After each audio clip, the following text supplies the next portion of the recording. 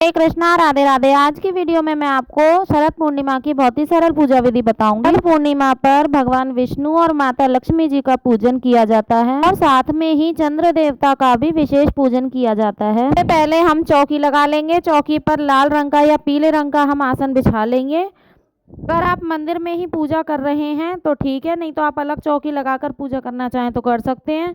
तो मैं यहाँ मंदिर में ही पूजा करूंगी। फल का आसन देकर आपको भगवान विष्णु जी और माता लक्ष्मी जी की प्रतिमा को आपको स्थापित करना है।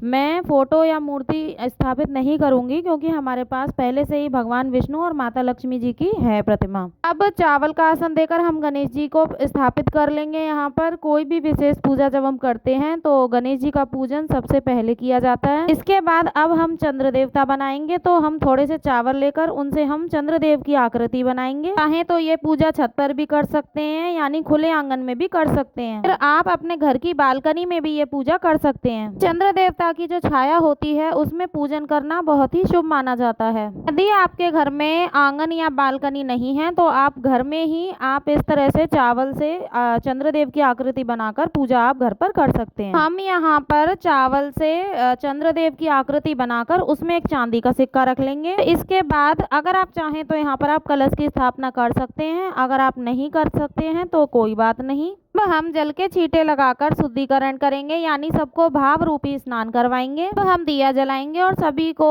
वस्त्र स्वरूपी कलावा समर्पित करेंगे। उसके बाद हम सभी को रोली से चंदन से तिलक करेंगे और तिलक के ऊपर हम चावल यानी कि अक्षत समर्पित करेंगे।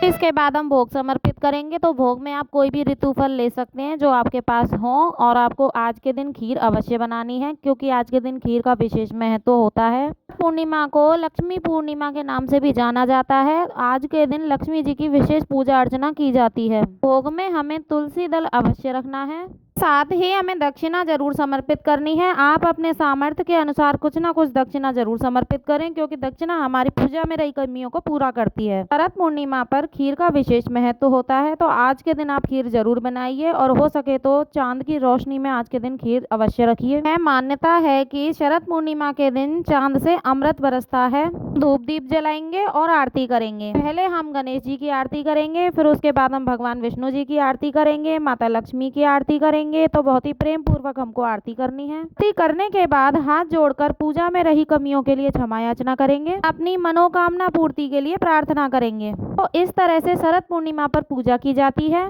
ज्यादा महत्वपूर्ण होता है चंद्रमा को अर्घ देना। तो जो जल का लोटा हमने पूजा में रखा है, हमें उसी से चंद्रदेव को अर्घ देना है। जल में कच्चा दूध और कुछ मीठा डालकर हम चंद्र देवता को अर्घ देंगे। तो इस तरह से हमें शरद पूर्णिमा पर पूजा करनी होती है। तो शरद पूर्णिमा की सरल पूजा विधि वीडियो आपको कैसी लगी? अगर अच्छी लगी तो लाइक जरूर करें और इसी तरह से पूजा पाठ से जुड़ी वीडियोस देखने के लिए हमारे चैनल को सब्सक्राइब करें। मिलते हैं नेक्स्ट वीडियो में, तब तक के लिए राधे राधे, हरे कृष्णा।